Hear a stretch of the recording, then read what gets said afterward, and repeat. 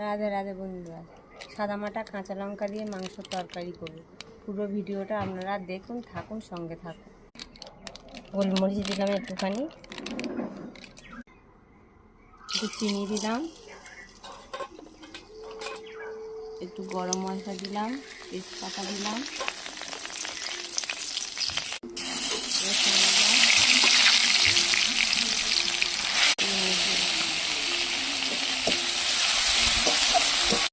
আদা বাটা দিলাম,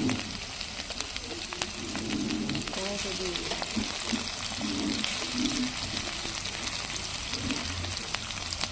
কাঁচা লঙ্কা, হলুদ গুঁড়ো দিলাম,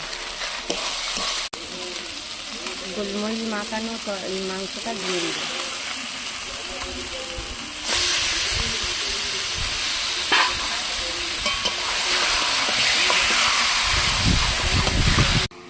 নুন দিলাম পরিমাণ মতো, নুন দিয়ে একটু ঢেকে দিলাম।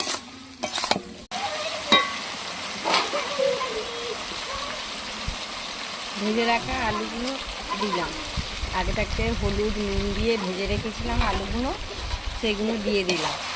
দেখুন বন্ধুরা, কাঁচা লঙ্কা দিয়ে তরকারি কত সুন্দর রঙটা এসেছে।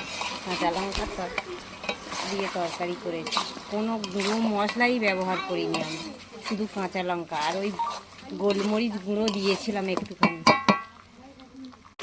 জল দিয়ে দিলাম, একটু পাতলা করে করবো। কাঁচা লঙ্কার তরকারিটা একটু পাতলা করে করলে ভালো লাগবে।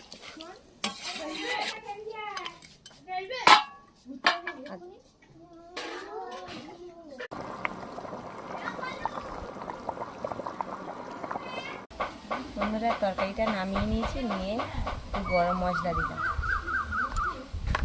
দিয়ে একটু ঢাকা দিলাম।